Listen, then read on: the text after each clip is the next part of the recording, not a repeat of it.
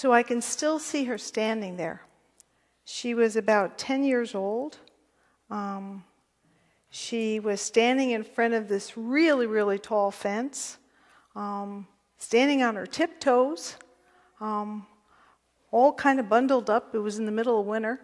And her cheeks were real rosy, had her hat pulled down tight, never wore gloves, always lost them, so she didn't have them on. And was kind of huddled close to some of her people, and was trying to look in at all the faces that were on the other side of the fence. She was so excited to be there. There was nowhere else she would rather be. She just really, really wanted to see everything that was going on in there. She was, I was, standing there exactly where I wanted to be. There was nowhere else in the world I would have rather have been.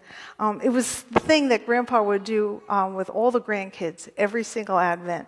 He would pile us all up in the car back before everybody had to wear seatbelts, and he'd pile us all, all the grandkids in the back of his Plymouth, and we drive into the city.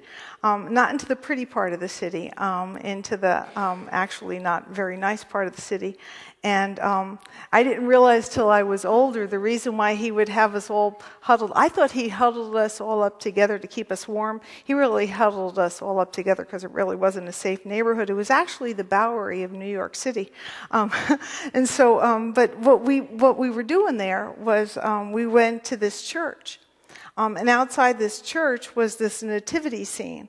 And the reason why there was this really, really tall fence is that was the only way that they could keep this little tiny stable and Mary, Joseph, and baby Jesus and a couple of little animals within safe zone was to have this really tall fence because they couldn't keep up with the supply of these statues because they would be stolen with regularity. And so and you just can't even imagine having a whole storage room of extras. And so, it was such a magical place to us kids. And every year we got to do this. And so we would be there and we'd be so excited. And Grandpa would tell us the story about when he came off the boat. And this was one of the closest places that he got to. And Grandpa didn't come that kind of nice, sweet, normal way. He stowed away in the hull of a ship and came to America, and obviously without much money. And so got to this church, and he was looking for some help, and they were very kind to him. And they gave him some food, and every year after that, he would go and he would give some money. And so he always gave us some quarters, and there was this metal box that was very firmly locked up, and we'd stick it in this little slot, and we'd put our quarters in. And we were so excited to do this because he said there were other guys who needed help, like he needed help long time before we were born, and it was so exciting. And you know, all the while that we're there and we're standing in front and looking at these, and they were beautiful statues. You know, not like the glow lighted up ones that we have today of the nativity scenes. I mean, they were all hand carved and stuff and well painted, and the light would just shine out from this little nativity scene, and it would shine out onto the apartment buildings and the vacant lot that was next door, and there'd be cars screeching behind us and all this activity. But it was this magical little place in the middle of this not very nice neighborhood. And he would just tell us the stories about when he came on the boat, and it was the same story every year. But it was this place for him, this place of warmth and home. It always called him back.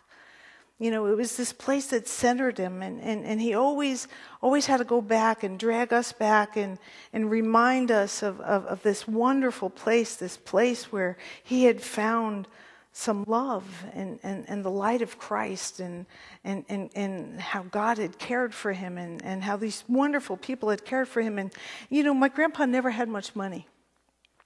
And God bless him, was never ever, no matter how long he lived, was never going to have much money because whatever money he had, he gave away. And nobody could ever talk the sense into him, like if you have something, maybe you'd put at least 2 of the pennies away before you give all of them away. But this was the kind of guy he was. There was always this part of him that was searching for home.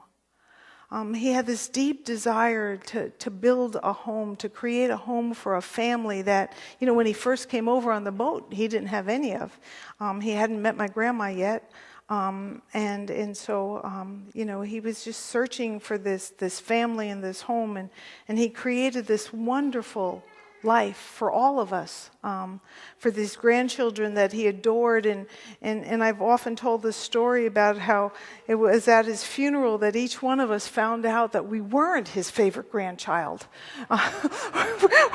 It was a heart, at the same time heartbreaking and wonderful, because he'd fooled us for all those years. I thought I was his favorite, and it's just, he was the most wonderful man. At 10 years old, I was almost his height, and he was full of love and light, and he spread that in all the places that he went. And that is the light of Christ that we are called to spread. This is the story that I believe I was born to tell. I believe that in the beginning was the Word, and the Word was with God, and God was in the beginning, and from the Word God created this wonderful, incredible world so that everything we would possibly need in the universe would be prepared for us, and that God would just flower us and shower us with love and would care for us and be in relationship with us, and God wanted to partner with us and make us part of taking care of creation, and everything would be good. And then God had this incredible idea: let's give them free will and see how they would be energized and be creative. And we made these choices, and they weren't so awesome. And so God kept sending these really smart, holy men and women. He'd give them these good ideas to teach us, and we'd get confused and go off on our own path again. And then God did what only God could do. God came. And God didn't come in a palace. He didn't come in a mansion. He didn't, put on royal robes. He came the way that God could show us how cherished we were. He came in poverty. He allowed God's self to be laid in a cold stone manger. Those beautiful nativity scenes, and I have a whole collection of them. Those beautiful nativity scenes that we lay out amongst our house, that's not how it was.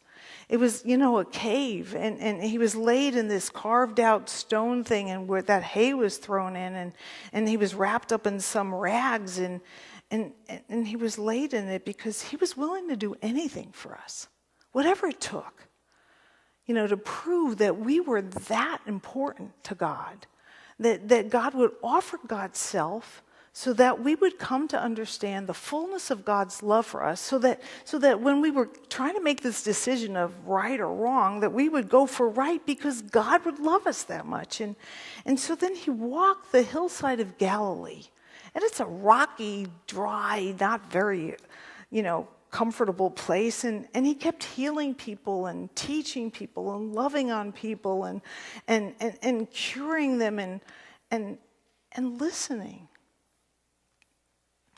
Opening up his heart and his spirit to people, and they just weren't used to that much love and attention. It was scary. It was like, you're not supposed to be this nice to me. What's wrong with you? And so, they got a little tense. And so they started plotting against him, and sure enough, his life was ended.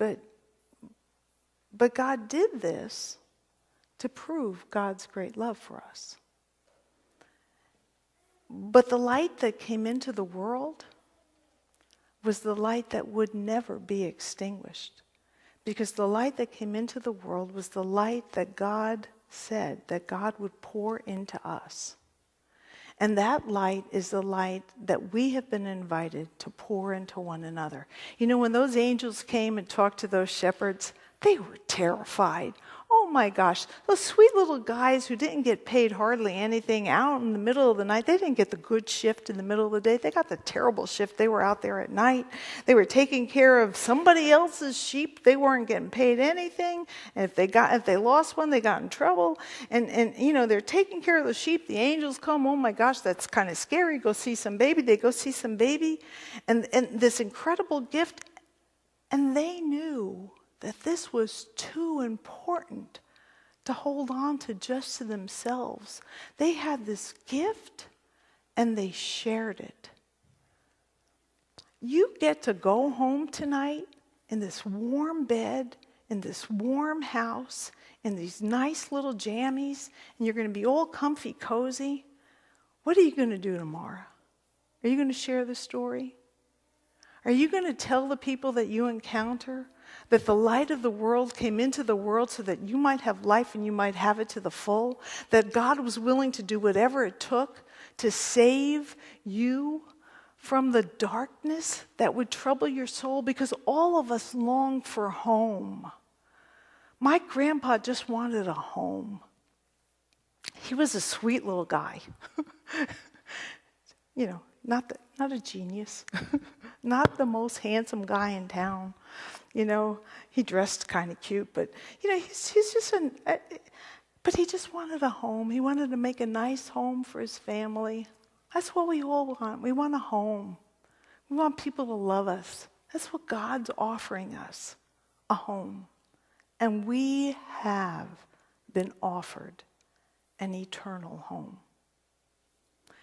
The house you live in will not last forever. Whether it's a tent or a car or a really swanky place or a decent building, whatever it is, will not last forever. But your eternal home will.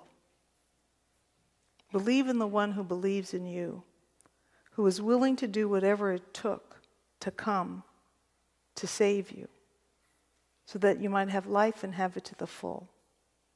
He is the light of the world. He is the light of your life. He shines in the darkness. When you get scared at night and you're longing for home and you don't even know where that home is, open yourself to the possibility of saying, Lord, help me. And you will hear, come home. Come home. Glory be to God.